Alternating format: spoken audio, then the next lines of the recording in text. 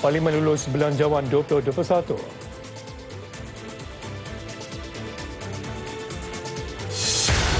Suami isteri ditahan miliki senapang rifle AK-47 untuk halau gajah.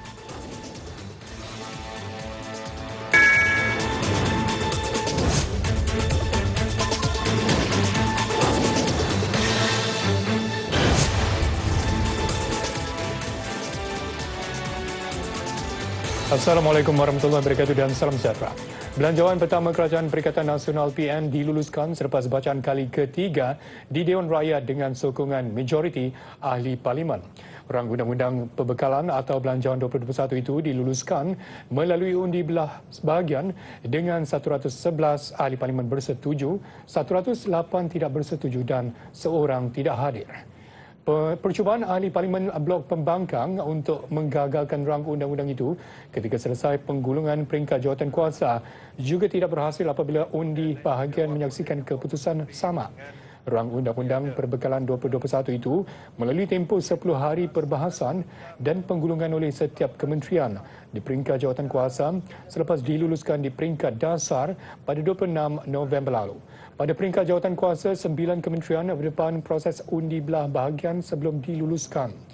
Peruntukan mencecah RM322.5 bilion dicadangkan di bawah belanjawan itu, iaitu jumlah terbesar dalam sejarah negara bagi membantu kerajaan mendepani pandemik COVID-19 dan impaknya terhadap kehidupan rakyat dan ekonomi negara. 060900 bantuan makanan asrama meningkat. Sepasang suami isteri dari Kuala Krai, Kelantan ditahan kerana memiliki selaras senapang jenis rifle AK-47 tanpa lesen. Menurut Ketua Polis Kelantan, Datuk Syafin Mahmat, senjata itu dipinjamkan daripada rakannya sejak 5 tahun lalu dan digunakan untuk menghalau gajah. Hasil pemeriksaan, polis telah menjumpai senjata AK-47 seperti mana yang ada ini dan juga sejumlah 142 butir peluru daripada pelbagai jenis. Jadi senjata ini dipercayai digunakan oleh lelaki ini dalam memburu gajah dan juga yang dipercayai gajah ini merosakkan kebun-kebun beliau lah. Suami isteri itu berusia 50 tahun dan ditahan polis pada Ahad lalu. Turut dirampas satu kelopak peluru. Peluru yang dirampas ialah 16 butir peluru hidup 5.56 mm dan 126 butir peluru jenis 12 bor. Kedua-dua mereka ditahan reman sehingga 19 Disember depan. Sasaran masih diteruskan termasuk mencari lelaki yang memberikan senjata kepada mereka.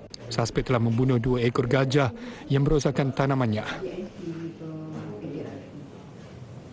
Seorang pengamal perubatan bergelar Ustaz mengaku tidak bersalah di Mahkamah Magistrate Marang Terengganu atas 3 pertuduhan mencabul 2 pesakit wanitanya.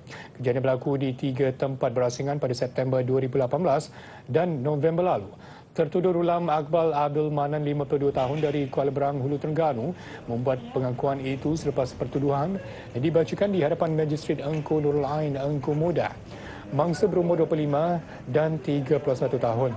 Tertuduh didakwa mengikut Seksyen 354 Kanun Kesiksaan.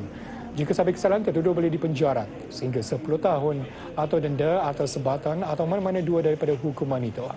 Mahkamah membenarkan tertuduh diikat jamin RM12,000 dengan seorang penjamin. 22 Februari depan sebutan semula kes.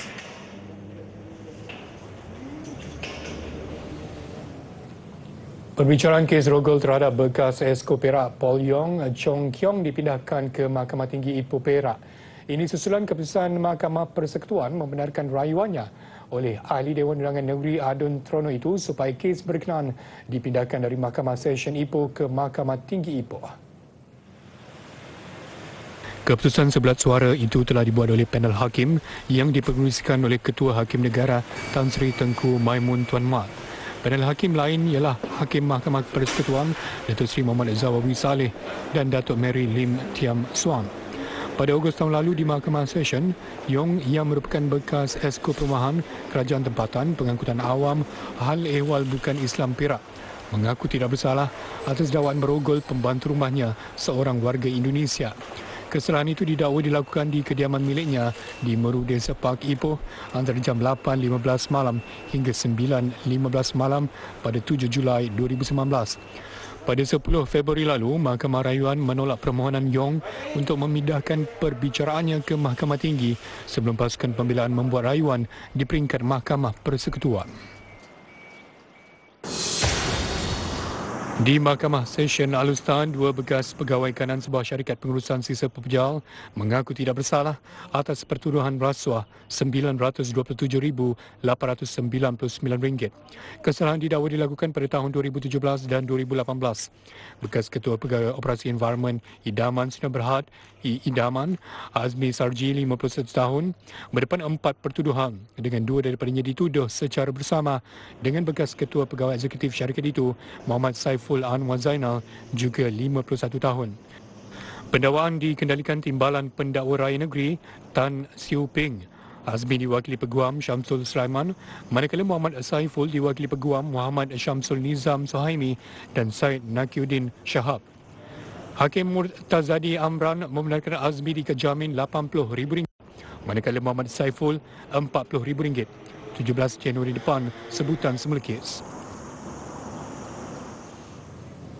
Selepas beroperasi selama 63 tahun, feri Pulau Pinang akan ditamatkan perkhidmatan melalui 31 Disember ini bagi digantikan dengan feri laju dan teksi air. Ia selaras keputusan Penang Port Sdn Bhd PPSB mengambil alih operasi perkhidmatan feri daripada Prasarana Malaysia Berhad bermula 1 Januari depan. Menurut PPSB, keputusan untuk memberhentikan perkhidmatan feri lama mengambil kira faktor usianya mencecah 63 tahun, kos penyelenggaraan yang terlalu tinggi dan kesukaran untuk mendapatkan alat ganti. Sebaik ditamatkan perkhidmatan, 2 buah feri lama itu akan dijadikan muzium dan restoran terapung di Tanjung City Marina di Georgetown bagi mengekalkan nilai sejarah dan warisan. Manakala satu feri dibenarkan terus beroperasi membawa pengguna motosikal dan basikal untuk kenderaan 4 roda dan selebihnya perlu menggunakan 2 laluan jambatan.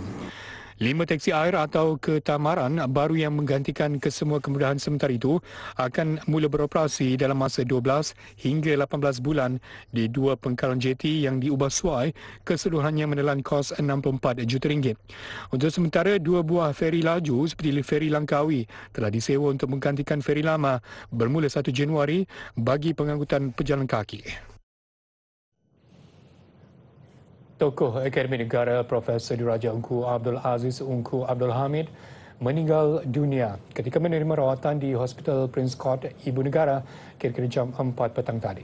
Allahyarham berusia 98 tahun. Kematian Profesor Diraja Ungku Aziz disahkan oleh isteri beliau, Raiha Bahiran. Jenazah dijangka dikebumikan malam ini. Profesor Diraja Ungku Aziz dilahirkan di London, United Kingdom pada 28 Januari 1922. Allahyarham mendapat ijazah dalam bidang ekonomi pada 1951 di Universiti Melaya UM, Singapura sebelum memperoleh ijazah Dr. Falsafah dalam bidang sama di Universiti Waseda Tokyo pada 1964. Profesor Diraja Ungku Aziz pernah berkhidmat di Fakulti Ekonomi UM Kuala Lumpur pada tahun 1961 hingga 1965 dan pernah menjadi dekan di fakulti itu. Pada 1968, Allahyarham dilantik sebagai Naib Chancellor UM sehingga 1988. Jasa beliau kepada dunia Islam amat besar apabila mencadangkan penubuhan tabung haji. Lagi yang lahir daripada idea beliau termasuk penubuhan Koperasi Kebangsaan, Akademi Islam dan Pusat Asasi Sains.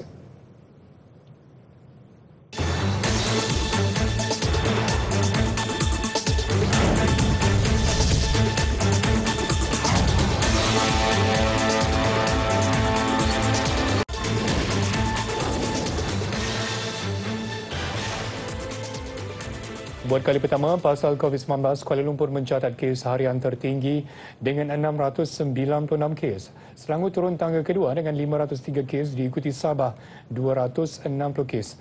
Jumlah kes yang dicatatkan di seluruh negara 1,772 kes. Jumlah kes aktif atau masih dirawat 14,515 kes. Sebanyak 3 kes kematian turut dicatatkan, kesemuanya dari Hospital Duchess of Kent, Sandakan. Ini menjadikan jumlah mangsa maut meningkat kepada 422 kes setakat ini. Seramai 118 pesakit dirawat di unit rawatan rapi ICU dengan 56 kes memerlukan alat bantuan pernafasan. Jumlah pesakit sembuh 1,084 kes.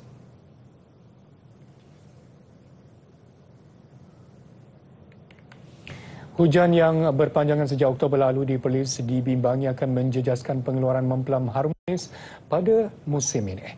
Ia boleh mengakibatkan pokok lambat berbunga. Jika keadaan seperti itu berlarutan sehingga beberapa minggu ini, pengeluaran harum manis yang sepatutnya dituai tahun hadapan dijangka merosot sekaligus menjejaskan kualiti buah. Ketika ini, suhu di Perlis antara 31 hingga 32 darjah Celsius dengan cuaca hujan pada sebelah petang. Esko Pertanian dan Industri Asas Tani Negeri Nurul Hisham Yaakob meminta semua golongan pengusaha mempelai ini mencari jalan dan kaedah bersesuaian bagi memastikan kualiti buah terpelihara dan tidak menjejaskan hasil tuaian. Sebab kalau ikut keadaan ni hujan tak berhenti ni, mungkin harum manis akan dihasilkan berkurangan lah. Sebab harum manis dia sesuai kering, musim kering. Sekarang hujan tak berhenti-henti. Beliau ditemui selepas Majlis Perasmian penutup kursus pemantapan pemasaran digital usahawan tani negeri di Kangar. Mengulas lanjut, beliau turut menasihatkan pengusaha harum manis untuk mengikut sepenuhnya saranan pihak Lembaga Pemasaran Pertanian Persekutuan FAMA dalam penjagaan pokok. Ia termasuk membalut buah dengan pembalut yang sepatutnya bagi menghasilkan buah berkualiti. Perbincangan dengan FAMA mengenai harga pembalut sedia ada juga akan dilakukan bagi membantu pengusaha meningkatkan mutu penghasilan buah. Dalam perkembangan lain, usahawan di seluruh negeri ini digalakkan untuk terus memanfaatkan perniagaan secara dalam talian memandangkan pandemik COVID-19 masih belum berakhir. Kaedah yang bersesuaian akan dirangka bagi membolehkan golongan usahawan belia dan ibu tunggal dalam kumpulan B40 mendapat manfaat skim pendaftaran perniagaan percuma. Menteri Perdagangan Dalam Negeri dan Hal Ehwal Pengguna Datuk Alexander Nantalinggi berkata, kementeriannya menerusi Suruhanjaya Syarikat Malaysia SSM akan memperluaskan inisiatif itu yang berupaya menjana pulangan pendapatan tambahan golongan berkenaan khususnya di waktu mencabar ekoran pandemik COVID-19. Usaha SSM memperluaskan inisiatif pendaftaran perniagaan percuma kepada golongan belia dan ibu tunggal B40 ini bakal mencetus minat berniaga dan menggalakkan lebih ramai penyertaan golongan ini untuk mencuburi bidang perniagaan, menjana pulangan pendapatan tambahan yang dapat menampung kehidupan seharian mereka, seterusnya merancakkan lagi pertumbuhan sektor perniagaan di negara ini.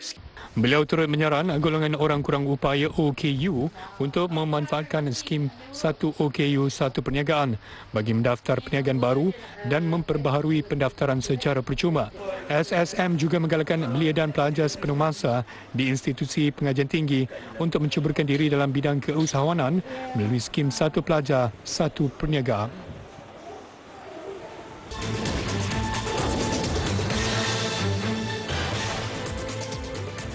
Di Rusia, sekurang-kurangnya 11 penghuni pusat jagaan orang tua terkorban dalam kebakaran di sebuah perkampungan terpencil di Ishbuldino. Menurut pihak berkuasa, mangsa yang maut berusia antara 57 hingga 80 tahun. Siasatan mendapati ketika kebakaran berlaku, 15 penghuni berada di dalam bangunan ini. Setelah operasi memadam selesai, anggota bomba menemui 11 mayat di lokasi. Pihak berkuasa tidak menolak kemungkinan kebakaran berpunca daripada kecuaian.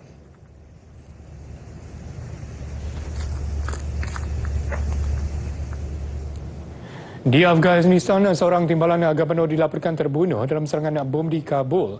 Bom dipasang pada kenderaannya mengakibatkan 2 orang lagi turut maut dan 2 yang lain cedera. Mahbubullah Mohibi adalah timbalan gubernur wilayah Kabul. Beliau terbunuh bersama seusahanya, manakala 2 yang cedera adalah pengawalnya. Serangan di Makro Rayan ini dipercayai sememangnya disasarkan kepada Mahbubullah. Sementara itu juga di Kabul, seorang pegawai polis maut dan seorang lagi cedera akibat ditembak seorang lelaki bersenjata. Suspek belum dikenal pasti.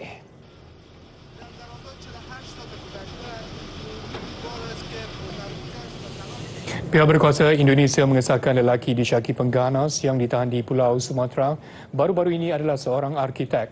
Suspek dikenali sebagai Zulkarnain atau nama sebenarnya Ali Sumarsono ditahan dalam serbuan ke atas sebuah rumah di daerah Lampung. Zulkarnain yang juga ahli biologi adalah antara rakyat Indonesia yang pergi ke Afghanistan dan Filipina pada tahun 1980 untuk mendapatkan latihan ketenteraan. Suspek telah disenaraikan sebagai individu di Kendaki kerana mempunyai kaitan dengan kumpulan Al-Qaeda. Menurut Majlis Keselamatan Pertubuhan Bangsa-Bangsa Bersatu PBB, suspek adalah salah seorang wakil Al-Qaeda di Asia Tenggara. Kemudian dilantik sebagai Ketua Operasi Jemaah Islamiyah. Amerika Syarikat pernah menawarkan habuan $5 juta Amerika atau kira-kira 20 juta kepada sesiapa yang mampu menangkapnya. Polis Indonesia mengatakan suspek mendarangi serangan ke atas gereja di Indonesia pada tahun 2000 ketika sambutan Tahun Baru yang mengorbankan lebih 20 orang. Dia juga disyaki terlibat dalam pembuatan bom yang digunakan terhadap serangan di Bali pada tahun 2002 hingga meraga 202 nyawa serta terbabit dalam pengeboman hotel terkemuka di Jakarta. Baiklah saudara, jika perlu keluar, patuhi SOP dan sentiasa amalkan kebersihan. Paparan akhir malam ini saksikan keindahan Taman Botani di Baitul Maqdis yang diterangi dengan cahaya lampu. Saya Amin Haid Abdul Rahim. Assalamualaikum. Sampai jumpa.